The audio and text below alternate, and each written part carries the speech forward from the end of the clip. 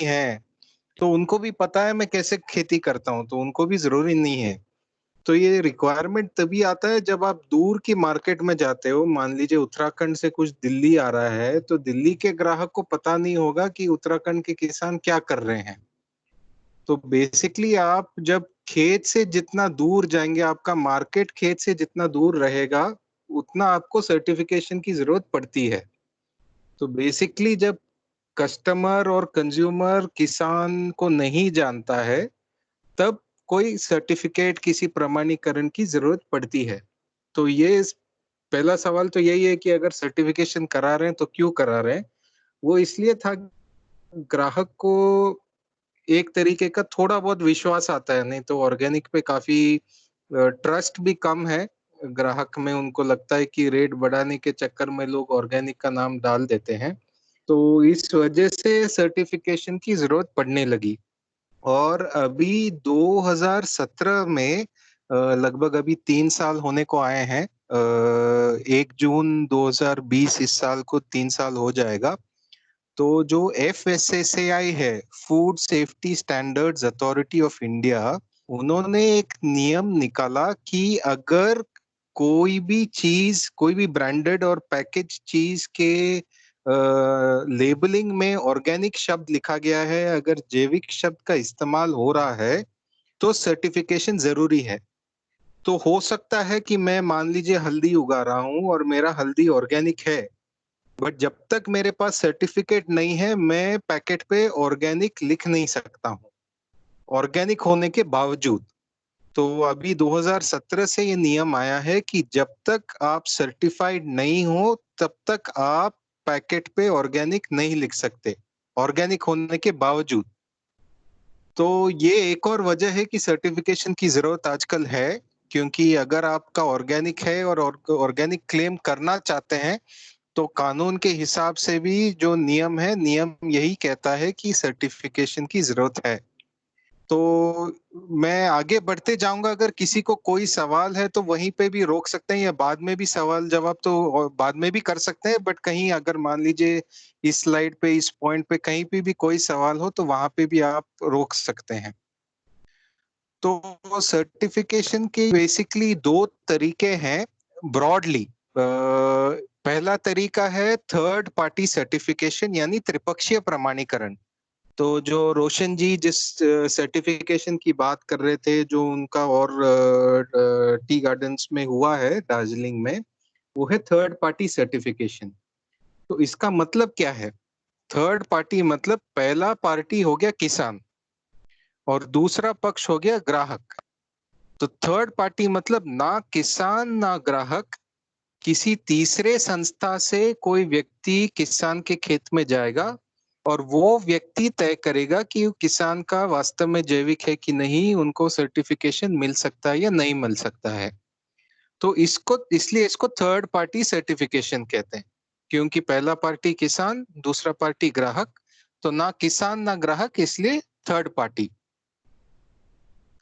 तो ये एक तरीका है और सबसे पहले जो प्रमाणीकरण का तरीका था, सर्टिफिकेशन का पहला मेथड जो आया वो यही आया, थर्ड पार्टी सर्टिफिकेशन। अब इसमें कुछ चीजें हैं कि जो डॉक्यूमेंट्री रिक्वायरमेंट्स हैं वो काफी सख्त हैं और काफी ज्यादा हैं।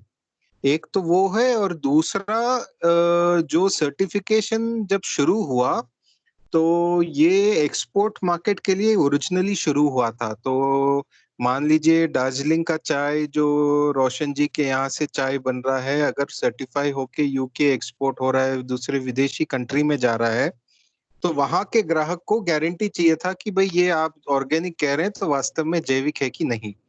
तो एक्सपोर्ट के रिक्वायरमेंट से सर्टिफिकेशन की शुरुआत हुई। तो इस वजह से जो थर्ड पार्टी सर्टिफायर्स भी हैं, जो सबसे पहले सर्टिफायर्स थे वो बाहर विदेशी कंपनी थे और उसके बाद अभी आजकल भारत के भी कंपनियां हैं, संस्थाएं हैं जो थर्ड पार्टी सर्टिफिकेशन कराते हैं और इसमें सरकारी भी है और प्राइवेट भी है। तो अगर आप में से किसी को थर्ड पार्टी का भी कराना है, तो मैं आपको थर्ड पार्टी सर्टिफायर्स के कुछ डिटेल्स भेज सकता हूँ। सरकारी सर्टिफायर्स भी और प्राइवेट प्राइवेट सर्टिफायर्स भी आप तय कर सकते हैं आपको किसके साथ जाना है। अगर आपको थर्ड पार्टी करना है तो। बट इसमें ये भी है कि अलग-अलग संस्थाओं का रेट है और ये भी एक दिक्कत था और किसान जो भारत जैसे जगह में जहाँ बहुत सारे छोटे किसान हैं, वो थर्ड पार्टी सर्टिफिकेशन अफ़ोर्ड नहीं कर पा रहे थे, रेट बहुत ज़्यादा था और दूसरा डॉक्यूमेंट्री रिक्वायरमेंट भी काफ़ी था, तो जहाँ अभी भी काफ़ी हद तक इलिटरेसी है या सेमी लिटरेसी है, तो डॉक्यूमेंट्स मेंटेन करना भी भारत के किसान के लिए थोड़ा मुश्किल था और रेट के वजह से भी इन दोनों वजह से भी थर्ड पार्टी सर्टिफिकेशन से इतना प्रैक्टिकल नहीं लग रहा था भारत जैसे जगह के कॉन्टेक्स्ट में। तो इस वजह से फिर एक अंतर्राष्ट्रीय संस्था है जिसका नाम है आईफॉर्म, ये बाकी स्लाइड्स में वापस आता हूँ। तो ये आईफॉर्म का फुल फॉर्म है international federation of organic agricultural movements. तो बेसिकली जो जैविक खेती के आंदोलनों हैं अलग-अलग देश में, उन सब का एक तरीके से एक अंतर्राष्ट्रीय समन्वय है और इन्होंने फिर एक अल्टरनेटिव का सोचा कि अगर थर्ड पार्टी छोटे किसान के लिए इतना प्रैक्टिकल नहीं हो रहा है, तो दूसरा विकल्प क्या हो सकता है? तो इस सोच से पीजीएस आया और पीजीएस का बेसिकली कॉन्सेप्ट ये है कि इसमें कोई बाहर का व्यक्ति आके नहीं देखेगा कि किसान वास्तव में जैविक कर रहा है या नहीं कर रहा है। इसका कॉन्सेप्ट ये है कि एक जगह में, एक इलाके में जो किसान जैविक खेती कर रहे हैं, वो आपस में एकजुट होके एक समूह बनाएंगे और फिर समूह के सदस्य खुद एक दूसरे के खेत में जाके वो तय करेंगे कि किस सदस्य को प्रमाणीकरण दिया जा सकता है और किसको नहीं दिया जा सकता। मतलब सदस्य खुद आपस में तय करेंगे कि कौन वास्तव में जैविक है और कौन नहीं है। तो बेसिकली पीजीएस का ये कॉन्सेप्ट है।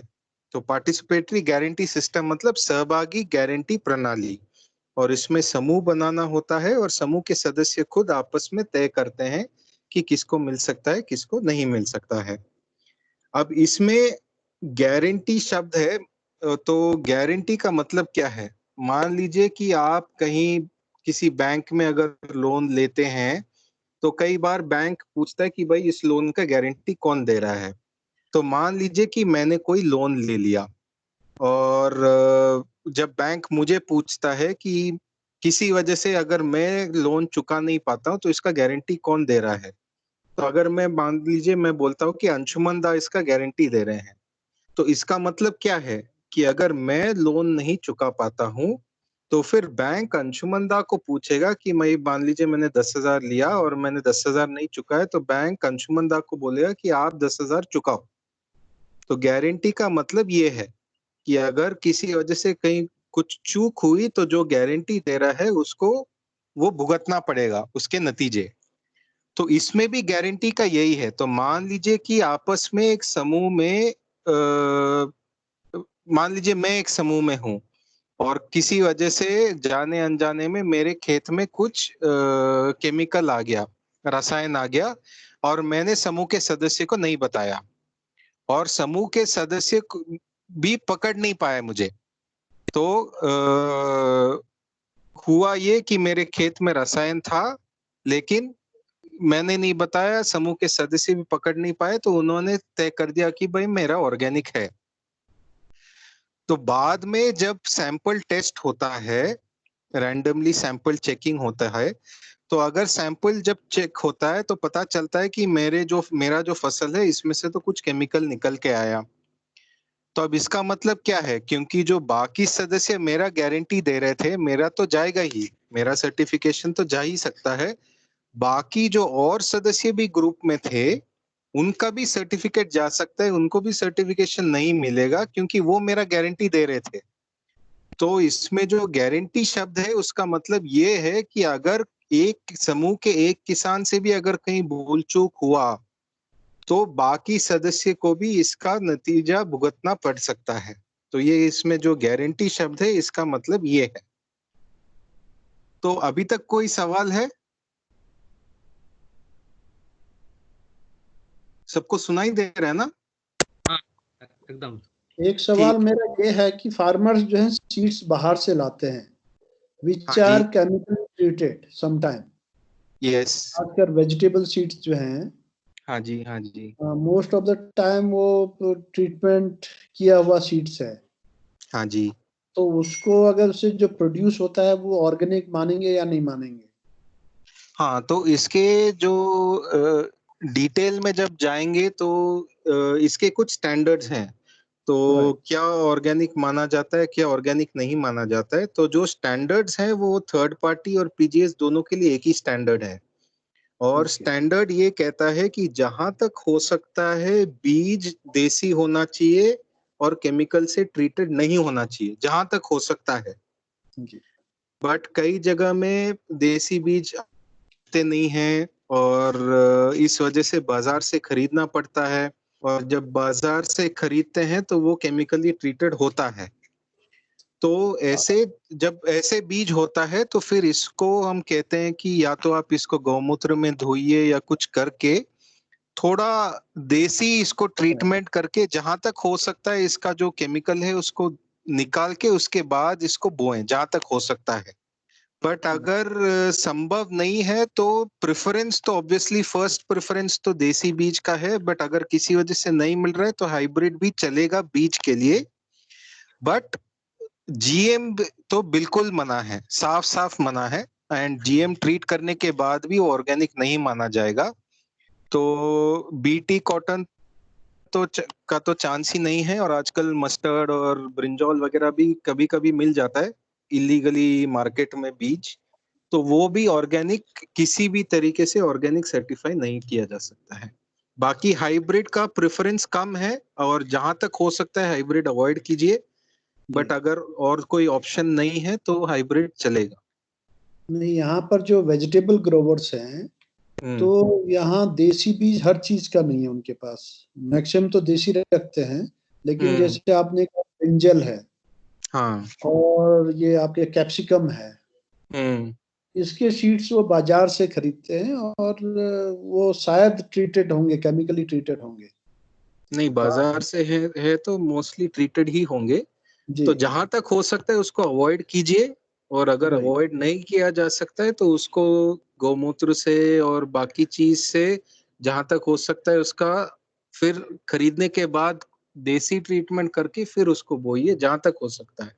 राइट। ठीक। बट एनीवे ये और डिटेल्स हैं जो मान लीजिए अगर आप ये पूरा सुनने के बाद आप अगर आगे बढ़ के सर्टिफिकेशन कराने का डिसीजन लेते हैं। मेरी तो समझ ये है कि अभी आप डिसाइड कर रहे हैं आगे बढ़ना है कि नहीं बढ़ना है।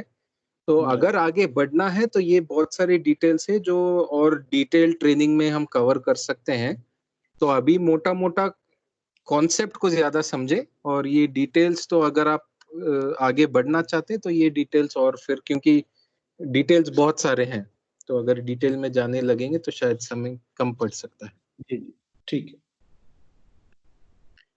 तो मोटा मोटा ये है। अभी थोड़ा और मैं समझा देता हूँ, इसकी आई थिंक जरूरत नहीं है। तो जस्ट ब्रॉडली आपकी जानकारी के लिए पीजीएस में भी दो अभी जो आपको ये सारे लोगो दिख रहे हैं तो इसमें लेफ्ट साइड में आप देख सकते हैं इंडिया के 3 लोगो हैं। तो जो सबसे ऊपर का लोगो है वो थर्ड पार्टी सर्टिफिकेशन का है। और उसमें जब आप फुल्ली ऑर्गेनिक होंगे, फुल्ली ऑर्गेनिक का मतलब क्या है मैं अभी थोड़ी देर में समझाता हूँ। बट जब फुल्ली ऑर्गेनिक होंगे उसके बाद आप वो थर्ड पार्टी का लोगो यूज कर सकते हैं जो आप अपने पैकेट पे आपको डालना होगा। जैसे मान लीजिए वेज नॉन वेज का एक हरा डॉट और एक लाल रंग का डॉट होता है। उसी तरीके से ये इंडिकेट करने के लिए पैकेट पे कि ये ऑर्गेनिक है, ऑर्गेनिक का एक लोगो डालते हैं। तो अगर थर्ड पार्टी सर्टिफाइड है तो जो लेफ्ट साइड में इंडिया का हल्का सा ग्रे बॉक्स दिख रहा है उसमें भी जो ऊपर का है वो थर्ड पार्टी का लोगो है जिसमें इंडिया ऑर्गेनिक लिखा हुआ है।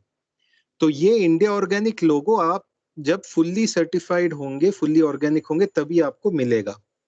अब पीजीएस में क्या है कि ऑर्गेनिक में बेसिकली एक अगर आप कन्वेंशनल केमिकल एग्रीकल्चर से ऑर्गेनिक में कन्वर्ट कर रहे हैं कोई किसान तो 2 से 3 साल का एक कन्वर्जन पीरियड होता है, क्योंकि हो सकता है केमिकल्स यूज हुए हो, फर्टिलाइजर, यूरिया, डीएपी वगैरह जो यूज किया हो, तो वो मिट्टी में कुछ समय तक रहता है।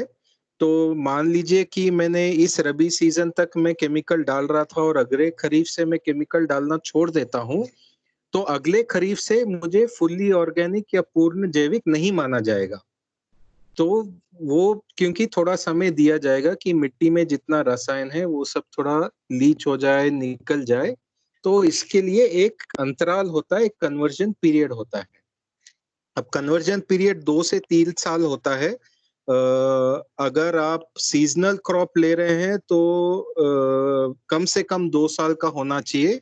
और अगर पेरिनियल क्रॉप्स हैं, बगीचे हैं, आम के बगीचे, सेब के बगीचे, ये सब हैं, क्योंकि वो फिर वो फसल बार बार कटता नहीं है, तो फसल के अंदर भी, पौधों के अंदर भी हो सकता है कुछ केमिकल रेसिड्यूज हो। तो इसके वजह से ऐसे फसल में कम से कम 3 साल का कन्वर्जन पीरियड होता है। तो जब कन्वर्जन पीरियड में है तो किसान ने तो केमिकल डालना छोड़ दिया, बट फिर भी ऑर्गेनिक नहीं माना जा रहा है। तो इस वजह से जो ये कन्वर्जन पीरियड है, इस कन्वर्जन पीरियड में पीजीएस में एक लोगो है, जो ये आपको नीचे लेफ्ट साइड में पीजीएस ग्रीन जो लिखा है। हालांकि ये थोड़ा इन्होंने कंफ्यूजिंग बनाया, जो जिसमें रेड डॉट है उसको पीजीएस ग्रीन बोलते हैं। और फिर जब ये कन्वर्जन पीरियड हो जाएगा और फुल्ली ऑर्गेनिक माना जाएगा, उसके बाद पीजीएस ऑर्गेनिक जिसमें ब्लू डॉट है वो यूज किया जा सकता है। तो जो पीजीएस ऑर्गेनिक ब्लू डॉट है और जो ऊपर का थर्ड पार्टी का इंडिया ऑर्गेनिक है, वो दोनों बराबर हैं। तो कन्वर्जन पीरियड कंप्लीट करने के बाद जब फुल्ली ऑर्गेनिक है, तब या तो आप पीजीएस ऑर्गेनिक का ब्लू वाला या ऊपर का इंडिया ऑर्गेनिक थर्ड पार्टी वाला यूज कर सकते हैं।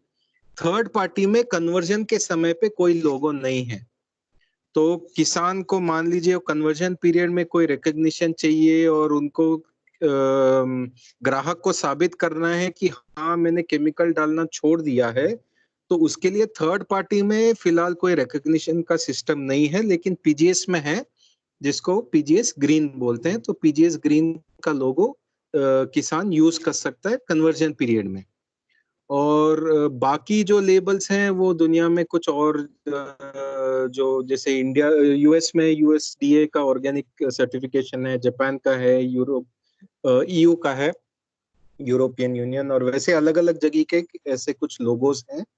अब एक और बात आपको अपने जब आप तय करते हैं कि थर्ड पार्टी कराना है, पीजीएस कराना है, एक और चीज की आपको समझना चाहिए कि अगर आपको एक्सपोर्ट करना है तो एक्सपोर्ट में थर्ड पार्टी फिलहाल सिर्फ थर्ड पार्टी माना जाता है।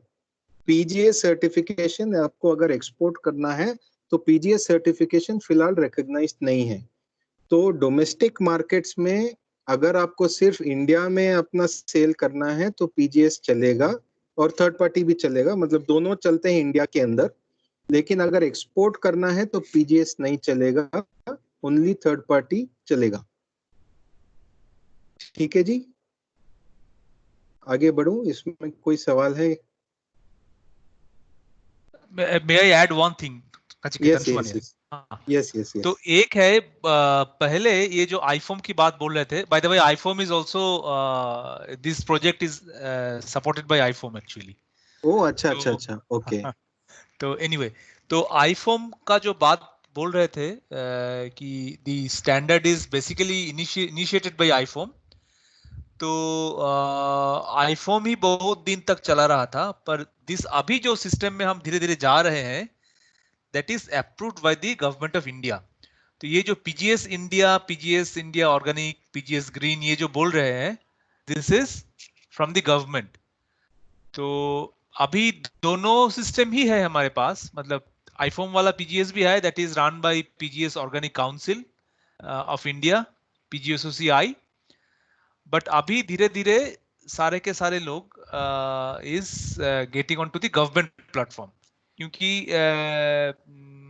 आई think then you will have more buy from the government and more support from the government. So इस दोनों सिस्टम ही चालू है अभी तक। तो दुनिया भर में ज्यादा कंट्रीज नहीं है जहां सरकार का अपना पीजीएस सिस्टम है, तो India is one of them. Okay. Yeah, please. तो जैसे अंशुमन दा कह रहे अच्छा, थे you were on ये the next slide. Okay, sorry. Yeah. या तो जो पीजीएस तो आईफॉर्म में इसका शुरुआत हुआ विदेश में, और इंडिया में कुछ एनजीओस ही लेके आए थे जो डब्ल्यूएचएच से भी जुड़े हैं। तो इन्होंने ही शुरुआत किया था पीजीएस सर्टिफिकेशन इंडिया में।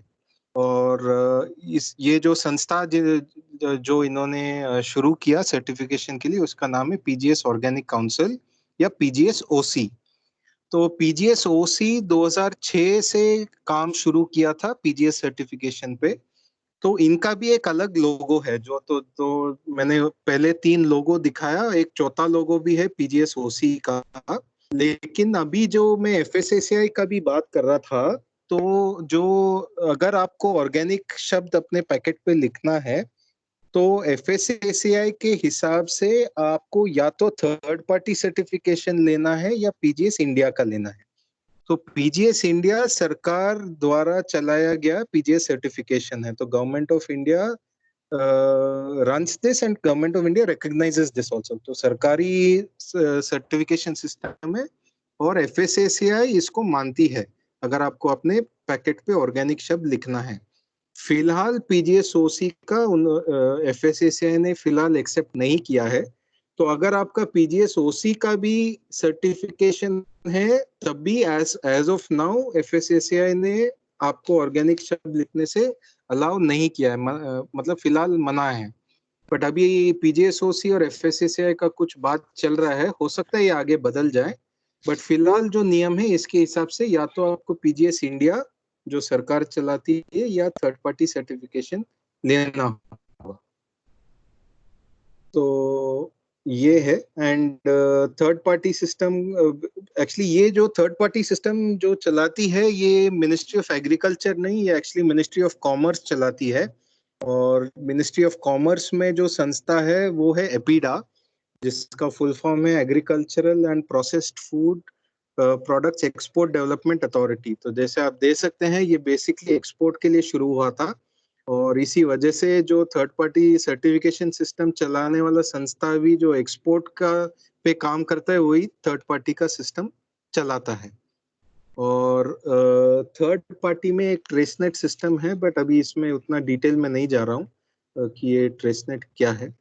तो और ये एक जस्ट एक सैंपल सर्टिफिकेट है थर्ड पार्टी का। अगर आप सर्टिफिकेशन लेते हैं तो इसमें एक्चुअली थर्ड पार्टी इसका एक्चुअल नाम नहीं है, सब लोग थर्ड पार्टी बोलते हैं, बट इसका टेक्निकली जो नाम है, इसका नाम है national programme for organic production, NPOP. तो ये है इसका एक जस्ट सैंपल सर्टिफिकेट।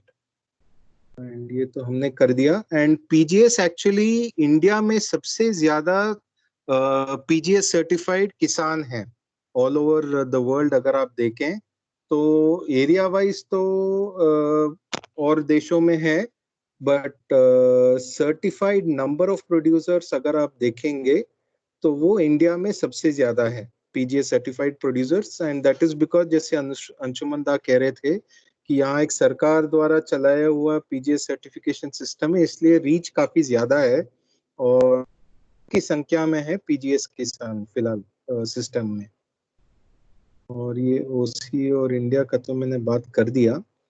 तो ये जस्ट ब्रॉडली इसके क्या मेन कॉन्सेप्ट्स हैं। तो एक तो जैसे मैं आपको कह रहा था, ये ग्रुप सर्टिफिकेशन है। तो ये एक इंडिविजुअल का, अभी इंडिविजुअल लेवल पे भी कुछ बातें चल रही है सरकार में, बट अभी तक कुछ कॉन्क्रीट आया नहीं है। तो फिलहाल अगर पीजीएस जरूर सर्टिफिकेशन की जरूरत है किसी को, तो ग्रुप का रहना जरूरी है, इंडिविजुअल फार्मर का नहीं हो सकता है। एंड ग्रुप कम से कम 5 किसानों का होना चाहिए, बट मेरा सलाह रहेगा कि कम से कम 7 या 8 हो, ताकि बीच में किसी वजह से अगर 5 ही किसान हैं और एक किसान ने छोड़ दिया किसी वजह से, तो बाकी 4 भी लटके रहेंगे। तो इस वजह से अगर कोई थोड़ा बफर अगर हो सकता है, तो 7-8 किसान का अगर एक ग्रुप हो, तो वो एक मिनिमम के लिए अच्छा नंबर है। बट 15-20 से ज्यादा बड़ा ग्रुप भी मत बनाइए, क्योंकि फिर ग्रुप को मैनेज करना भी मुश्किल हो जाता है। तो अराउंड 7-8 किसान से 15-20 किसान तक का एक अच्छा ग्रुप साइज होता है। एंड इसमें ये भी है कि ये फैमिली फार्मिंग के लिए बनाया गया सर्टिफिकेशन सिस्टम है। तो जब सर्टिफिकेशन होगा और आगे एक पीयर अप्रेजल का एक सिस्टम है जो मैं थोड़ा आगे आपको समझाऊंगा, बट वो पीयर अप्रेजल सिस्टम में पूरे परिवार को जुड़ना होता है, क्योंकि आप सब तो जानते ही होंगे कि भारत में अगर खेती होता है, अगर एक परिवार जुड़ा है तो ऐसा नहीं कि सिर्फ जो किसान कहलाता है वही जो काम करता है खेत में, तो हर कोई करता है, पति पत्नी बच्चे माँ बाप हर कोई किसी ना किसी तरीके से खेती में जुड़े होते हैं। तो उन सबको भी फिर समझ होनी चाहिए कि ऑर्गेनिक क्या है, क्या चीज अलाउड है, क्या चीज मना है। हो सकता है कि अगर मान लीजिए मैं और मेरी पत्नी खेती कर रहे हैं, मुझे पता है कि सब कुछ कैसे करना है, क्या डालना चाहिए क्या नहीं डालना चाहिए, बट अगर मान लीजिए मेरी पत्नी को नहीं पता है और जाने अनजाने में फिर उन्होंने कुछ अगर रसायन यूज किया तो वो गलत हो सकता है। तो इस वजह से पूरे परिवार को इसमें इन्वॉल्व होना चाहिए सर्टिफिकेशन सिस्टम में भी, जैसे फार्मिंग में इन्वॉल्व है वैसे इसमें भी इनको भी शामिल होना चाहिए। एंड जैसे कि मैंने कहा, इसमें जो निर्णय लेते हैं वो समूह लेता है। इस वजह से ये थर्ड पॉइंट ये लिखा है कि it is owned by farmers and other stakeholders. तो आगे जो पीयर अप्रेजल की प्रक्रिया भी मैं थोड़ा बताऊंगा, तो उसमें आप देख पाएंगे कि ऐसा नहीं, जरूरी नहीं है कि सिर्फ किसान ही तय करें कि कोई सदस्य ऑर्गेनिक है कि नहीं। तो उस प्रोसेस में वो अपने ग्राहक को भी शामिल कर सकते हैं, या आसपास के जो और पड़ोस के जो किसान हैं वो जैविक नहीं है, रासायनिक खेती कर रहे हैं, तब भी उनको भी आप जोड़ सकते हैं। तो एक बहुत ही इंक्लूसिव तरीका है। और इसलिए वो अगला पॉइंट में भी यही लिखा है कि आप जो आपके वैल्यू चेन में जितने लोग हैं, बाकी आपके रिटेलर्स हैं, कंज्यूमर्स हैं, ट्रेडर्स हैं, या आप जैसे जो संस्था है उनको मदद कर रही है, एनजीओस हैं, ये सब इस प्रमाणीकरण के प्रक्रिया में आप सब जुड़ सकते हैं सर्टिफिकेशन प्रोसेस में। एंड जब इस तरीके से ग्रुप बनाते हैं तो एक तो सर्टिफिकेशन के लिए तो बन ही जाता है, बट जब किसान एक दूसरे के खेत में जाने लगते हैं तो और चीजों का भी वो सुझाव देने लगते हैं कि मान लीजिए वहां कुछ रोग लग गया है, कोई कीड़ा लग गया है, और मान लीजिए मेरे खेत में आ रहा है, मुझे समझ में नहीं आ रहा है कि ये कीड़ा लग गया तो मैं क्या करूं। तो जो दूसरे किसान आ रहे हैं वो मुझे समझा सकते हैं कि इसके लिए ये नीमास्त्र डालिए, ब्रह्मास्त्र डालिए, कुछ और डालिए। तो ये सब इस तरीके से सीखने का भी एक मौका है। और इसी तरीके से बीज का भी बांट सकते हैं। तो कोई मेरे खेत में आया, उन्होंने देखा कि भाई उनके पास बैंगन का देसी बीज नहीं है, लेकिन मैं देसी बैंगन उगा रहा हूँ, तो मुझसे वो बीज ले सकते हैं। ऐसे ही मैं किसी और के खेत में जाता हूँ तो वो एक नया तरीके से का कोई इनपुट बना रहे हैं, तो वो मैं सीख सकता हूँ कि वो क्या कर रहे हैं। तो ये सिर्फ सर्टिफिकेशन का नहीं, इस तरीके से एक कम्युनिटी नॉलेज बढ़ाने का भी एक जरिया है ये, इस तरीके का ग्रुप सर्टिफिकेशन करके या एक कम्युनिटी बेस्ड या पार्टिसिपेटरी मॉडल अपना के। तो अभी जस्ट ब्रॉडली मैं आपको समझाता हूँ कि अगर ये आपको करना है तो ये कैसे होता है। तो जो किसानों की ग्रुप्स की जो मैं बात कर रहा था उनको लोकल ग्रुप कहा जाता है, यानी एलजी। तो 6-7-8 किसानों से लेके 15-20 किसानों का एक समूह बनता है, तो उसको लोकल ग्रुप बोलते हैं। और ऐसे अलग अलग ग्रुप बनेंगे, वो डिपेंड करता है कि आपके यहाँ कितने किसान हैं, उसके उस पर निर्भर करेगा कि कितने ग्रुप्स बनेंगे। अब ये फाइनल डिसीजन कि किसको सर्टिफिकेट मिलेगा नहीं मिलेगा, ये तो लोकल ग्रुप को ही लेना है। बट ये जो प्रक्रिया है, क्या ये प्रक्रिया ये ठीक तरीके से फॉलो कर रहे हैं, जो उनको थोड़ा बहुत डेटा मेंटेन करना है, फॉर्मेट्स करने हैं, क्या एक दूसरे के खेत में समय समय पे जा रहे हैं नहीं जा रहे हैं, मीटिंग हो रहा है कि नहीं रेगुलरली। तो ये सब चीजें देखने के लिए रीजनल काउंसिल्स हैं। तो जो मैं आपको पहले भी कह रहा था, मैं भी एक रीजनल काउंसिल से जुड़ा हूँ। तो वो रीजनल काउंसिल का मतलब यही है। तो हमारा जो जिम्मेदारी है वो ये है कि हमें देखना है कि लोकल ग्रुप जो प्रक्रिया फॉलो करना चाहिए क्या वो फॉलो कर रहे हैं कि नहीं। हम लोग ये तय नहीं करेंगे कि किसको सर्टिफिकेट मिलेगा किसको नहीं मिलेगा, वो हमारा तय करने का काम नहीं है। हमारा काम ये है कि हम देखें कि आप प्रोसेस फॉलो कर रहे हैं कि नहीं। वो प्रोसेस फॉलो करके जो डिसीजन लेना है वो लोकल ग्रुप को लेना है, आरसी को नहीं लेना है। रीजनल काउंसिल डिसीजन नहीं लेगा, डिसीजन मेकर लोकल ग्रुप है। बट जो डिसीजन पे अराइव करने के लिए जो प्रोसेस है, प्रोसीजर्स है, वो ठीक से फॉलो हो रहा है कि नहीं, वो देखना हमारा काम है, रीजनल काउंसिल का काम। तो इसका ब्रॉडली जो तरीका है उसका ये है कि सबसे पहले रजिस्ट्रेशन होगा। तो सबसे पहले पंजीकरण करना होता है लोकल ग्रुप्स का। तो जब कुछ किसान मिलके एक समूह बनाएंगे तो फिर वो एक रीजनल काउंसिल के साथ रजिस्टर करेंगे, उनका पंजीकरण होगा। फिर पंजीकरण के बाद सेकंड स्टेप होगा सर्टिफिकेशन का। तो वो सर्टिफिकेशन करने के लिए जो मैं आपको थोड़ा पहले भी कह रहा था, एक अप्रेजल प्रोसेस है। तो अप्रेजल प्रोसेस में यही है कि जैसे मैं पहले भी आपको थोड़ा ब्रीफली बता रहा था कि मान लीजिए मेरा सर्टिफिकेशन तय करने का समय आ गया, ग्रुप को तय करना है कि मुझे सर्टिफिकेट मिलेगा कि नहीं। तब क्या करना है कि बाकी जो मैं जिस समूह का सदस्य हूँ, तो उस समूह में से 4-5 किसान मेरे खेत में आएंगे, और जब मेरे खेत में आएंगे तो मेरे बाकी परिवार के सदस्य भी वहां शामिल होंगे, क्योंकि जो सवाल समूह मुझसे करेगा उसका जवाब सिर्फ मुझे अकेले नहीं, पूरे परिवार को वो जवाब देना है। तो जब समूह पूछेगा कि कौन से बीज थे, मुझे भी पता होना चाहिए और बाकी परिवार के सदस्य को भी पता होना चाहिए बीज कौन से थे, खाद कौन सा लगाया, रोग के लिए और कीटाणु के लिए मैंने क्या क्या इस्तेमाल किया। तो ये सबको पता होना चाहिए और जवाब सबको आना चाहिए। और इसमें सिर्फ समूह के सदस्य की जरूरत नहीं है। तो इसमें जो आप देख सकते हैं, जो सबसे नीचे ये किसान का फोटो है, और लेफ्ट साइड में आप कुछ महिलाओं का देख रहे हैं, तो ये कंज्यूमर को रिप्रेजेंट करते हैं। तो ये जो प्रोसेस है, जो मैं अभी कह रहा था कि समूह के बाकी सदस्य मेरे खेत में आएंगे, तो जब बाकी सदस्य आते हैं तो आप एक कंज्यूमर को भी बुला सकते हैं इस प्रक्रिया में। जो आप जैसे एनजीओ के लोग भी जा सकते हैं और रिटेलर्स भी जा सकते हैं, और बाकी जगह मान लीजिए आपके यहाँ कोई एग्रीकल्चर ऑफिसर है, उनको भी आप, सरकारी लोग को भी बुला सकते हैं। तो आप जितने लोग को इसमें शामिल करेंगे प्रक्रिया में उतना अच्छा है। बट वो मतलब कंपलसरी नहीं है, अगर आप करेंगे तो अच्छी बात है, बट किसानों का जाना कंपलसरी है। तो जो बाकी समूह के सदस्य हैं उनका जाना कंपलसरी है, उसके बिना तो नहीं होगा। बट उसके अलावा जो समूह के सदस्य के अलावा आप और जितने लोग को बुला सकते हैं और जितने लोग को जोड़ सकते हैं उतना अच्छा रहेगा इसमें। ये बाकी किसान भी जो हो सकते हैं जो ऑर्गेनिक में कन्वर्ट करना चाह रहे हैं, तो आप उनको भी इसमें शामिल कर सकते हैं। वो आके देखें तो वो भी समझेंगे, हो सकता है वो भी इंस्पायर होके वो भी कन्वर्ट हो जाए। या जैसे मैं कह रहा था, और कंज्यूमर्स और लोगों को भी आप इस प्रक्रिया में जोड़ सकते हैं। तो इस प्रक्रिया को पीयर अप्रेजल कहते हैं।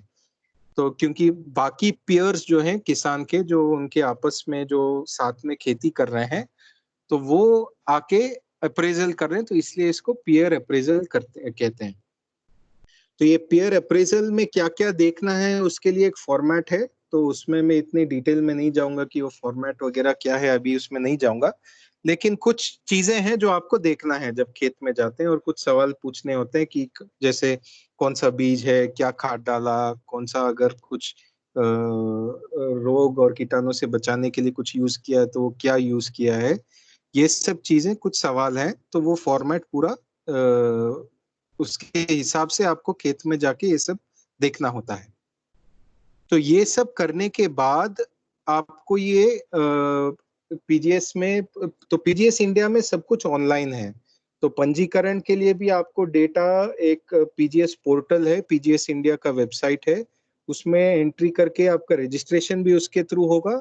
और ये जब अप्रेजल होगा तो अप्रेजल से भी आपका जो रिपोर्ट है उसका भी डेटा एंट्री वेबसाइट में करना होगा।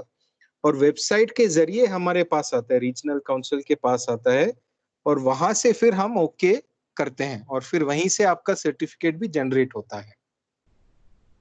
तो ये पीयर अप्रेजल की जो बात कर रहे थे, ये एक गलती पकड़ने का जरिया नहीं है। मतलब इसका जब मान लीजिए कि मैं मेरे समूह में किसी और के खेत में जा रहा हूँ, तो मैं ये सोच के नहीं जाऊंगा कि भाई आज मैं उसको दिखाऊंगा कि क्या क्या कितने गलतियां कर रहा है, उसको खेती आता नहीं है, मैं सबक सिखाऊंगा।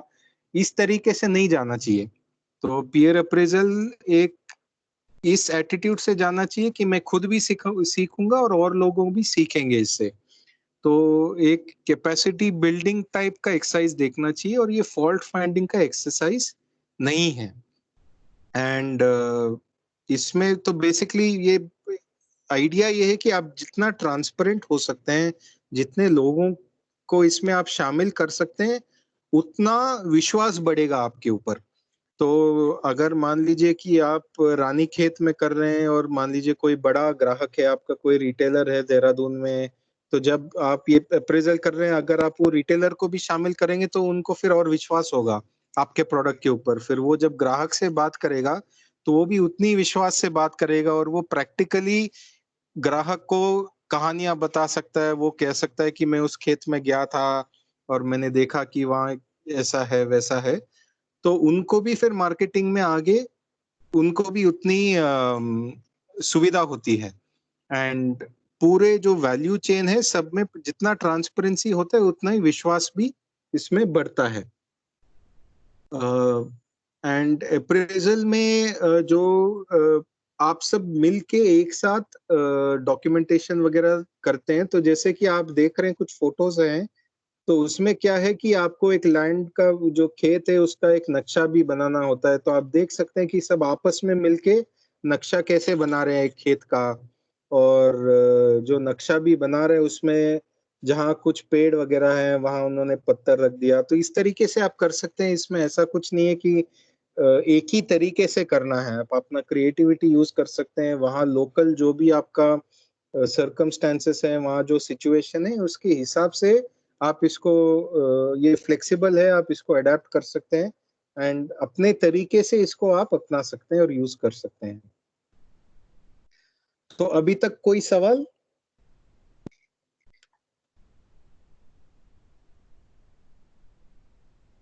ओके, तो गुड। ठीक है, तो मैं आगे बढ़ता हूँ। तो ये जो मैं आपको लोगो की बात कर रहा था, पहले भी आपको बता रहा था, जो लेफ्ट साइड में पीजीएस ग्रीन का लोगो है जिसमें रेड डॉट है, वो कन्वर्जन के समय का है।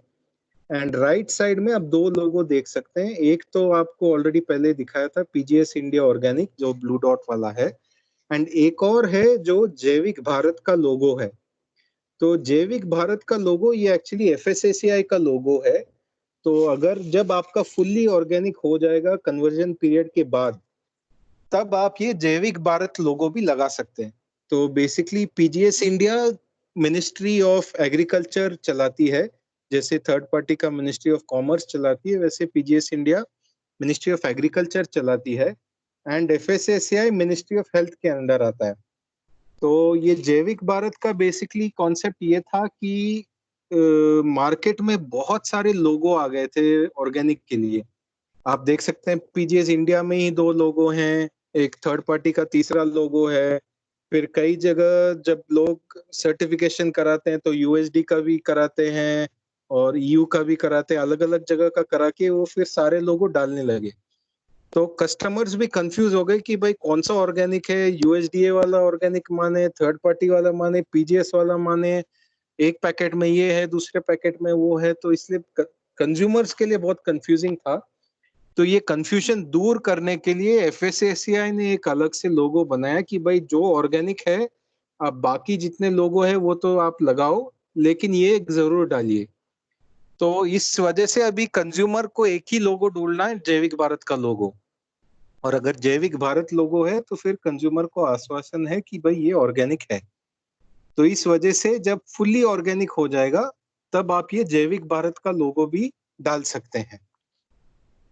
तो ये लोगोस हैं एंड ये फॉर्मेलिटीज में तो अभी इतना नहीं जाऊंगा। हाँ, ये एक चीज आपको बताना जरूरी है। तो जैसे मैं कह रहा था, इसका जो नीचे आपको स्क्रीनशॉट दिख रहा है, तो ये वो पीजीएस सिस्टम के पोर्टल का एक स्क्रीनशॉट है। तो उसमें अगर आप जाएंगे तो एक होम पेज पे ही, पीजीएस इंडिया के होम पेज पे ही आपको एक कंज्यूमर वेरिफिकेशन का बटन दिखेगा। तो जब उस बटन पे आप क्लिक करेंगे तो आप, जैसे मैं कह रहा था, रजिस्ट्रेशन ग्रुप वाइज होता है एंड फिर जो सर्टिफिकेट होता है वो फार्मर वाइज सर्टिफिकेट होता है, क्योंकि हो सकता है कि एक ग्रुप में एक किसान का कन्वर्जन में हो, दूसरे किसान का फुल्ली कन्वर्टेड हो। तो इस वजह से जो इंडिविजुअल जो सर्टिफिकेट्स फाइनली बनते हैं वो इंडिविजुअल फार्मर के बनते हैं, पर जब रजिस्ट्रेशन होता है तो ग्रुप लेवल रजिस्ट्रेशन होता है। तो या तो जब आप ग्रुप का रजिस्ट्रेशन होता है आपको एक लोकल ग्रुप नंबर मिलता है एंड हर सीजन का आपको एक सर्टिफिकेट जनरेट करना होता है। तो या तो आप फिर सर्टिफिकेट नंबर डालिए या लोकल ग्रुप नंबर डालिए, तो आपका फिर सारा सूचना कोई भी देख सकता है ऑनलाइन। कोई अमेरिका में भी देख सकता है और कोई झारखंड में भी बैठ के देख सकता है, कोई भी कहीं पे भी देख सकता है। तो इसका एक ये भी फायदा है कि अगर आपको कहीं मार्केट करना है अपना प्रोडक्ट, तो आप उनको कह सकते हैं कि हम ये वेबसाइट पे भी हैं, हमारा नाम है, कॉन्टेक्ट डिटेल्स बकायदा होगा। तो ये भी हो सकता है कि मैं आपको बिल्कुल जानता नहीं हूँ और मुझे जस्ट मैं ढूंढ रहा हूँ कि मुझे ऑर्गेनिक टी कहाँ से मिलेगा और मैं किसी ऑर्गेनिक टी फार्मर को नहीं जानता हूँ। तो मैं पीजीएस इंडिया वेबसाइट पे जाके टी फार्मर्स को ढूंढ के फिर वहां से आपका मोबाइल नंबर भी शेयर होगा, तो वहां से हो सकता है कि आपको ग्राहक भी और मिल जाए, कि जो लोग ढूंढ रहे हैं कि उनके पास ये पर्टिकुलर ऑर्गेनिक प्रोडक्ट चाहिए बट उस प्रोडक्ट के किसान को नहीं जानते हैं, तो पीजीएस इंडिया वेबसाइट्स के थ्रू कांटेक्ट भी आपको मिल सकता है। और ये एक ट्रांसपेरेंसी का एक जरिया है। तो जितना आपका जो सर्टिफिकेट है उसका एक कॉपी ऑनलाइन भी मिलेगा। तो अगर आप एक ग्राहक को अपना सर्टिफिकेट का सॉफ्ट कॉपी भेजते हैं और उनको कंफर्म करना है कि ये जेन्युइन सर्टिफिकेट है, तो आप उनको कह सकते हैं कि ये पीजीएस सरकारी वेबसाइट है, उसमें आप जाके सर्टिफिकेट का नंबर का एंट्री कीजिए और आपको बकायदा ये सारा डिटेल आपको सरकारी वेबसाइट पे भी दिख जाएगा। तो ऐसे उनको भी आश्वासन फिर होता है कि हाँ भाई ये जेन्युइन सरकारी सर्टिफिकेट है। तो ये एक ट्रांसपेरेंसी का सिस्टम है। ऐसे ही जो थोड़ा पहले ट्रेसनेट था, वो थर्ड पार्टी का इसी टाइप का एक ट्रेसेबिलिटी का सिस्टम है, बट इसमें एक फर्क है कि इसमें सब पब्लिक डोमेन में है। पीजीएस में सब कुछ पब्लिक देख सकता है, ट्रेसनेट में पब्लिक नहीं है, वो सिर्फ जो सर्टिफाइंग एजेंसीज हैं उनको ही दिखता है। बाहर एवरेज कंज्यूमर, कोई आम आदमी फिर लॉगिन करके देख नहीं सकता ट्रेसनेट में डिटेल्स। लेकिन पीजीएस का डिटेल पूरा सब कुछ पब्लिक डोमेन में है, 100% ट्रांसपेरेंट है ये। तो ये अभी इतना डिटेल में इसमें नहीं जाता हूँ मैं, क्योंकि ये अगर आप करना चाहते हैं तो फिर आगे आप इसको करके देख सकते हैं। तो ये एक सैंपल सर्टिफिकेट है, ये एक ग्रुप का रजिस्ट्रेशन सर्टिफिकेट है। तो इस तरीके का एक सर्टिफिकेट आपको मिलेगा ग्रुप का जब आपका पंजीकरण होगा तब। एंड ये एक स्कोप सर्टिफिकेट का एग्जांपल है। तो जैसे कि आप देख सकते हैं जब आपका स्कोप सर्टिफिकेट बनेगा तो ये सीजन वाइज बनता है। हर सीजन आपको अप्रेजल प्रोसेस करना होगा, डेटा एंट्री करना होगा और हर सीजन का सर्टिफिकेट जनरेट करना होगा। तो अगर आपका रबी का सीजन है और खरीफ का सीजन है, आपको रबी में एक बार करना होगा और खरीफ में दूसरे बार करना होगा। वो इसलिए क्योंकि आपके हर फसल का डिटेल आप सर्टिफिकेट में देख सकते हैं कि फसल का डिटेल लिखा हुआ होता है। तो हो सकता है कि एक सीजन में इन्होंने मक्का किया और बाजरा किया, बट अगले सीजन में सीजन के हिसाब से फिर वो धान करेंगे, कुछ और करेंगे। तो इस वजह से हर सीजन में आपको अप्रेजल करके नया सर्टिफिकेट जनरेट करना होता है, क्योंकि क्रॉप्स को अपडेट करना है, क्रॉप का एरिया अपडेट करना है और क्रॉप का प्रोडक्शन भी आपको अपडेट करना है। तो सर्टिफिकेट में प्रोडक्शन दिखता नहीं है, बट आप जब ऑनलाइन जाएंगे और कंज्यूमर वेरिफिकेशन वगैरह में जाएंगे और पीयर अप्रेजल प्रोसेस में आपको प्रोडक्शन का भी एस्टिमेट देना होगा। तो अगर इनका मक्के का एरिया 0.08 हेक्टेयर है तो इनको ये भी लिखना होगा कि अनुमानित 0.08 हेक्टेयर में उनका कितना मक्के का प्रोडक्शन होगा, वैसे ही बाजरे का कितना होगा, मूंग का कितना होगा, अरहर का कितना होगा इत्यादि। तो इस तरीके से हर सीजन में अप्रेजल करना है, डेटा एंट्री करना है और सर्टिफिकेट जनरेट करना है।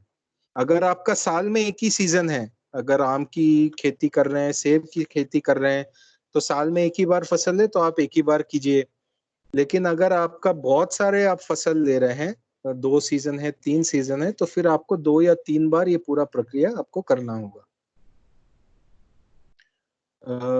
और ये आगे जैविक भारत का रजिस्ट्रेशन है। तो जैसे मैं कह रहा था, पीजीएस का तो प्रोसेस है ही, लेकिन पीजीएस से आपको ऑर्गेनिक सर्टिफिकेशन मिलता है।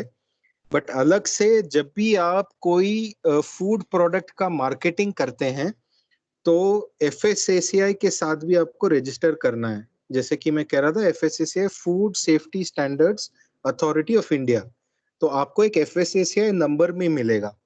एंड ये ऑर्गेनिक के से कोई लेना देना नहीं है। आप कोई भी फूड प्रोडक्ट कर रहे हो, चाहे ऑर्गेनिक हो चाहे ऑर्गेनिक नहीं हो, अगर फूड प्रोडक्ट है तो आपको एफएसएसएआई लाइसेंस चाहिए। तो जो मदर डेयरी में दूध मिलता है उसका एफएसएसएआई है, लेस के चिप्स का एफएसएसएआई है, पेप्सी के बोतल का भी एफएसएसएआई है। हर चीज का एफएसएसएआई लेना जरूरी है। तो वैसे ही अगर आप कोई अपना प्रोडक्ट बना रहे हैं और उसका ब्रांडिंग, पैकेजिंग, लेबलिंग कर रहे हैं, तो आपको भी एफएसएसएआई लेना होगा नंबर। और फिर आपको अपना पीजीएस सर्टिफिकेशन नंबर और एफएसएसएआई नंबर को लिंक करना है। जैसे आप आधार और मोबाइल लिंक करते हैं, वैसे ही आपको लिंक करना होगा कि ये जो एफएसएसएआई लाइसेंस है वो इस सर्टिफिकेट से जुड़ा है। एंड हो सकता है एक से ज्यादा सर्टिफिकेट हो, क्योंकि एक से ज्यादा किसान से आप ले रहे हैं। तो मान लीजिए हम लोग दिल्ली में एक दुकान चलाते हैं, रिटेल, ऑर्गेनिक रिटेल स्टोर का। तो हम लोग हिमाचल से भी लेते हैं, उत्तरांचल से भी लेते हैं। तो हिमाचल के ग्रुप का नंबर अलग है, पीजीएस सर्टिफिकेशन नंबर अलग है, उत्तराखंड वाले ग्रुप का अलग है। तो दोनों ग्रुप को हमें अपने एफएसएसएआई के साथ लिंक करना होगा। तो फिर क्योंकि एफएसएसएआई का भी अपना वेबसाइट है, फिर वहां पे भी ग्राहक जाके एफएसएसएआई नंबर डालने से उनको पता चलेगा कि अगर ऑर्गेनिक सर्टिफाइड है तो वो कहाँ से आया है, उसका किसान कौन है। एंड ये जो जैविक भारत पोर्टल पे जाके एफएसएसएआई और सर्टिफिकेशन को जब आप लिंक करेंगे, तब आपको जैविक भारत लोगो यूज करने का परमिशन मिलेगा। जो पहले आपको दिखा रहा था एक जैविक भारत का लोगो, ये वाला जो जैविक भारत लोगो है, तो ये यूज करने के लिए आपको पहले सर्टिफाई करना होगा ऑर्गेनिक, फर्स्ट स्टेप। फिर दूसरा स्टेप, आपको एफएसएसएआई रजिस्ट्रेशन करके लाइसेंस नंबर लेना होगा। तीसरा स्टेप होगा कि ऑर्गेनिक सर्टिफिकेशन और एफएसएसएआई लाइसेंस को लिंक करना होगा। उसके बाद आपको जैविक भारत लोगो यूज करने का परमिशन मिलेगा। एनीवे, ये सब आपको जस्ट जानकारी के लिए बता रहा हूँ। आप ये मत सोचे कि बाप रे बाप ये सब कितना करना है। तो ये धीरे धीरे करते करते ये सब हो जाएगा। अभी ज्यादा ओवरवेल्म करने का मेरा मकसद नहीं है। मैं जस्ट आपको अंदाजा दे रहा हूँ कि इसमें क्या क्या करना होता है, ताकि आपको सारे स्टेप्स का थोड़ा आइडिया हो कि अगर आपको इस प्रक्रिया पे चलना है, you want to go down this path, तो इसमें क्या क्या आपको आगे करना है, ताकि आप एक इन्फॉर्म्ड डिसीजन ले सकते हो। तो जब आप कोई प्रोडक्ट बनाएंगे फाइनली, तो उसके जो लोगो में आपको फाइनली क्या क्या डालना है, एक तो पीजीएस इंडिया का लोगो होगा। जैसे इसमें कुछ सैंपल फोटोग्राफ्स दिया है, एक organic PGS certified cold coffee का। तो इसमें आप देख सकते हैं कि जैविक भारत का भी इन्होंने लोगो डाला है, पीजीएस इंडिया का भी लोगो डाला है। एंड तो ये सब डालना है। आपको एफएसएसएआई का लाइसेंस नंबर छापना होगा। फिर एक्सपायरी का डिटेल, कि अगर आपका प्रोडक्ट एक्सपायर हो सकता है तो 6 महीने तक लास्ट करेगा, 1 साल तक लास्ट करेगा। फिर उसका पैकेजिंग डेट क्या है, तो अप्रैल 2020 में पैक हुआ और ये 6 महीने तक चलेगा, मतलब अक्टूबर 2020 तक इसका वैलिडिटी है, उसके बाद एक्सपायर हो जाएगा। फिर एमआरपी का डिटेल डालना जरूरी है। और उसके अलावा आपने देखा होगा कि न्यूट्रिशन डिटेल्स भी डालना होता है कुछ प्रोडक्ट्स के लिए, सारे प्रोडक्ट्स के लिए नहीं है, कुछ प्रोडक्ट के लिए। जैसे आपने लेस के पैकेट वगैरह पे देखा होगा कि इतने कैलोरी है, इतना फैट है, इतना प्रोटीन है, वगैरह वगैरह। तो वो न्यूट्रिशन डिटेल्स भी लेबलिंग में डालना होता है। अब न्यूट्रिशन डिटेल हर प्रोडक्ट के लिए नहीं है। अगर आप जैसे एक सिंगल प्रोड्यूस का प्रोडक्ट है, मान लीजिए आप गेहूं से आटा बना रहे हैं, तो आटे में डालने की जरूरत नहीं है। बट अगर उसको और प्रोसेस करके आटा से आप या मैदा से बिस्किट बनाते हैं तो फिर बिस्किट का डालना जरूरी है। तो खैर ये सब डिटेल तो आगे में अगर आपको करना होगा तो आगे में इसमें इसके और डिटेल में जा सकते हैं। बट कुल मिला के अगर आपको फाइनल प्रोडक्ट बनाना है तो आपको उसमें फिर पीजीएस लोगों के लिए सर्टिफिकेशन करना होगा, एफएसएसआई का लाइसेंस लेना होगा, एंड बाकी थोड़ा अपने प्रोडक्ट का आपको टेस्ट करके कुछ न्यूट्रिशनल डिटेल्स भी लैब से मंगाने होंगे। तो मेरे तरफ से ब्रॉड इंट्रोडक्शन का यही था। अभी भी कुछ समय बचा है तो अगर कुछ सवाल हो, इसको आगे कैसे ले जाना है या इसके प्रक्रिया को और आपको कुछ और समझना है तो any questions you can ask. या Anshumanda, if you want to add anything more. No, this is fine as an introduction. तो आपको क्या लग रहा है कि आपका एरिया का जो किसान है, इसको आप ऐसे पीजीएस में कुछ सर्टिफिकेशन में ले जाना चाहते हैं?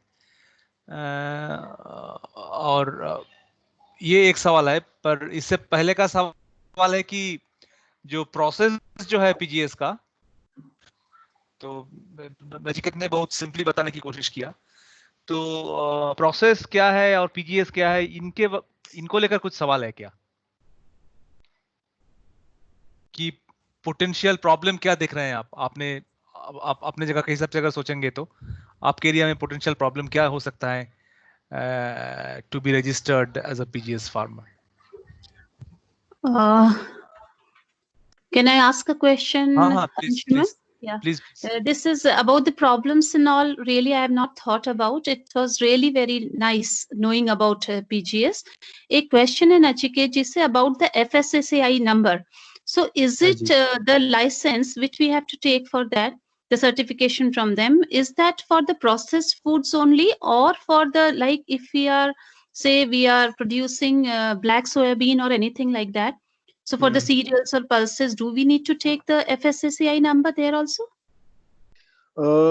बेसिकली आप इसका डिसीजन ऐसा है कि अगर किसी का भी आपका सेल का रेवेन्यू 12 लाख से ज्यादा है, मतलब if it is more than 1 lakh per month on average, Yeah. then you have to get FSSAI license. That is one requirement. Okay. So it depends कि आपका रेवेन्यू कितना है, टर्नओवर कितना है। दूसरा है कि अगर direct farmer to consumer sale है, अगर ग्राहक खेत में आके खरीद रहे हैं तो FSSAI की जरूरत नहीं है। But if you are going through a retail shop, if you're it is not directly between farmer and consumer और बीच में कोई और है, तो फिर FSSAI की जरूरत पड़ती है। तो क्योंकि FSSAI का jurisdiction किसान पे नहीं है, it is on food business of operators, FBOs. Yes, that's why I wanted to know. Exactly. तो FBO पे है, किसान पे नहीं है, तो डायरेक्ट किसान सेल कर रहा है तो जरूरत नहीं है, वो एक क्राइटेरिया है। दूसरा क्राइटेरिया है कि 12 लाख से ऊपर का रेवेन्यू नहीं होना चाहिए। तो अगर टर्नओवर 12 लाख से कम है तो जरूरी नहीं है, 12 लाख से ज्यादा टर्नओवर है तब जरूरी है। किसान के लिए भी, अगर किसान का भी 12 लाख से ज्यादा है तब किसान को भी जरूरत है, इंडिविजुअल किसान का। यस यस, या FPO जैसे भी। Okay, thank you so much. Okay. हाँ, एक क्लैरिफिकेशन मुझे भी चाहिए था कि हमारे यहाँ सेल्फ हेल्प ग्रुप के थ्रू ही बिजनेस हो रहा है मोस्टली। जो एग्रीकल्चर प्रोड्यूस हम गांव के स्तर से ले रहे हैं वो सेल्फ हेल्प ग्रुप से ले रहे हैं, और उसके बाद फेडरेशंस बनी हैं। हाँ जी। तो गांव से वो पैकेज्ड फॉर्म में नहीं आता है, बल्कि जब फेडरेशन में आता है तब पैकेजिंग उसका हो रहा है। बिल्कुल बिल्कुल। तो फिर फेडरेशन उसको मार्केट कर रहा है आगे, सेल्फ हेल्प ग्रुप भी नहीं कर रहा है। तो रजिस्ट्रेशन अगर सेल्फ हेल्प ग्रुप का होता है एज लोकल ग्रुप, उसमें कितने सदस्य हैं सेल्फ हेल्प ग्रुप में? सेल्फ हेल्प ग्रुप में ऑन एन एवरेज हमारे 12 से 12-15 के आसपास है। हाँ, तब तो आई थिंक SHG आपका सेल्फ हेल्प ग्रुप और एक कोई LG बना सकते हैं। आप जब रजिस्टर करेंगे तो एक SHG को एक LG बना सकते हैं, तो 1-to-1 मैपिंग हो जाएगा उसमें। जी, लेकिन वो जो पैकेजिंग है उसका वो एलजी लेवल पे ही होना चाहिए जो प्रोड्यूस है। नहीं नहीं, उसके लिए एक्चुअली फिलहाल आपने ठीक समझा है, फिलहाल ये सिस्टम है, लेकिन उस पे अभी सरकार काम कर रही है बैच लेबलिंग के लिए, क्योंकि जैसे आप कह रहे हैं अगर गेहूं निकलता है तो ऐसा नहीं कि हर ग्रुप का अलग गेहूं पैक होगा, सब एक जगह आके इकट्ठा होगा, फिर जब आटा बनेगा तो पता नहीं चलेगा कि किस ग्रुप के गेहूं से वो आटा बना था। जी हाँ। तो उसके लिए बैच लेबल्स पे भी सरकार काम कर रही है और जल्दी निकलेगा, अभी कुछ महीने में।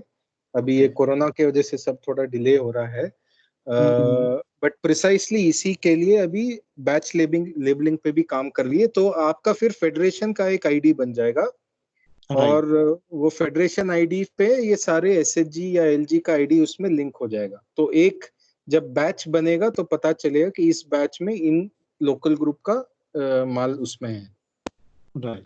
बट ये अभी इस पे काम चल रहा है, फिलहाल ऑपरेशनल नहीं है। ठीक है, ओके। अंशुमन दा, can I add? Ashish here. हाँ आशीष, यस प्लीज। हाँ, तो जोगिंदर जी, अभी जो पीजीएस का मॉड्यूल है, गवर्नमेंट का जो डेटाबेस है, उसमें एग्रीगेटर्स जो होते हैं, जैसे फेडरेशन आपका एग्रीगेटर हो गया, तो एग्रीगेटर्स के लिए भी एक अलग लॉगिन का प्रावधान है, और जो ट्रेडर्स होते हैं उनका भी एक सिस्टम का प्रावधान है।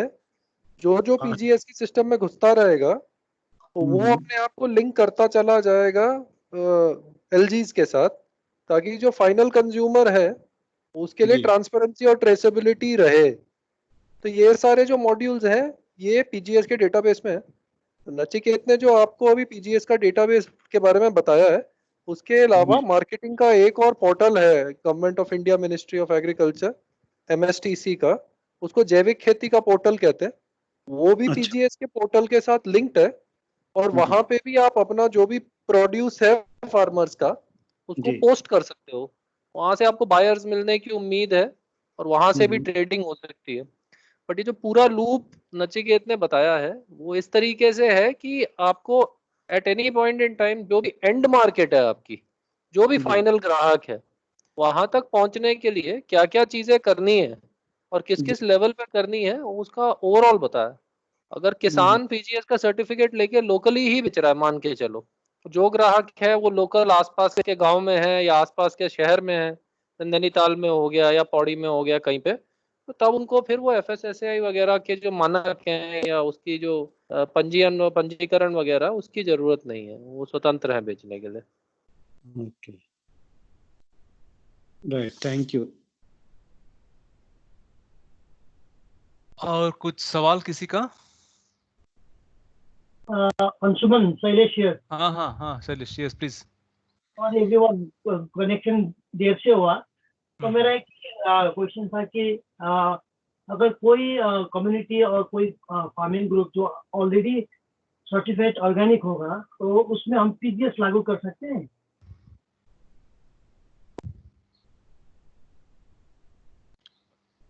Will you respond Nachiket? एक बार दोबारा बताएंगे, मुझे ठीक से सुना ही नहीं दिया। सवाल ये था कि अगर कोई ऑलरेडी थर्ड पार्टी सर्टिफाइड है, तो क्या उसको पीजीएस मिलना संभव है? बिल्कुल मिल सकता है, बट उनको फिर सोचना चाहिए कि जरूरत क्या है।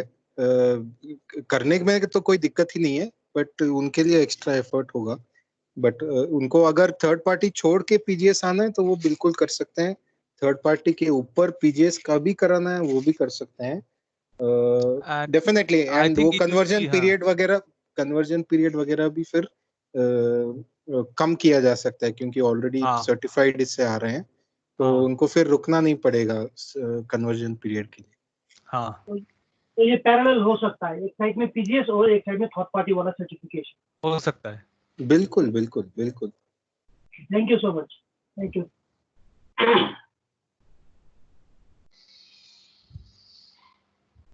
और कुछ?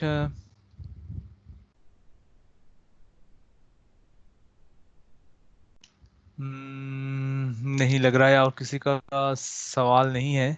No, I have a question. हाँ सुदीप, यस। हाँ So thing is like we have collected PGS certified groundnut from an organization, from an APO. So thing is like we are now trying to prepare groundnut oil from the FBO point of view. So what is the process we need to do to make it an organic groundnut oil? The groundnut, the basic groundnut is PGS certified. Understood. And the oil is being done by the FPO, or who is doing, or this is another organization? So this is our organization. We have procured a machine, and we are now trying to make groundnut oil. So there are two options going forward. One is, like I was saying, that batch processing is there. So then you can process the oil, and from each of those LGs can be linked, and you can create a batch ID when it comes. That is one option. Second is, like Ashish also was saying, you can also generate what are called transaction certificates. So from each LG that you have bought the PGS certified produce, you will get a transaction certificate that will certify that you have bought PGS produce from so and so LG to the FPO. And then based on that transaction certificate and some additional certification procedure for the FPO, then the FPO also can get certified that its processed produce is also certified organic. तो basically इसका प्रक्रिया ये है कि PGS में अभी processors के लिए भी एक अलग मॉड्यूल है सर्टिफिकेशन कराने का. तो प्रोसेसर्स का रिक्वायरमेंट अभी उतने डिटेल में तो नहीं जा रहा हूँ. ब्रॉडली ये है कि आपको प्रूव करने का एक तरीका होना चाहिए कि जो आपने खरीदा वो ऑर्गेनिक है, और फिर जो आपका प्रोसेस है, मतलब जो प्रोसेसिंग आप कर रहे हैं उसमें और कोई केमिकल का एडिशन नहीं हो रहा है, वो करके आपको भी सर्टिफाई हो जाएगा. तो ये प्रूव करने के लिए कि आपने पीजीएस सर्टिफाइड प्रोड्यूस खरीदा है, उसके लिए एक ट्रांजैक्शन सर्टिफिकेट जनरेट होता है. तो वो फिलहाल वो तरीका already is available for you. You can use that right away. And आगे जाके if it is the farmers owned FPO itself, then in my opinion batch labelling, batch IDs are will be easier. But फिलहाल वो है नहीं, option नहीं है. No, but I think Sudeep, your unit, the unit which is processing the oil, can get FSSAI certification also. So I think that is required. I mean, apart from this PGS, I mean, I'm not going to the organic, but FSSAI वाला certificate आपको चाहिए होंगे. अच्छा, so that APO is also APO we also need. I mean, your processing unit that needs to be FSSAI certificate. No, that we have. That we have already. Okay. Our organization is FSSAI registered. Okay. So just adding, if your organization is FSSAI registered, then when you go and log into the FSSAI website, the FLRS, the Food Licensing and Registration System, there is a separate link for organic. Yes, so I've seen that. Yes. When you click that link, it gives you the option of linking all the LGs to your license. Okay. It automatically pulls all the LGs, and then it gives you the option of linking them to your license. And when you link it with FSSAI, then that is also traceability proof that you as a FPO federation who functions as a processing unit there procures from such and such LGs. That is also for traceability. Okay. Thank you.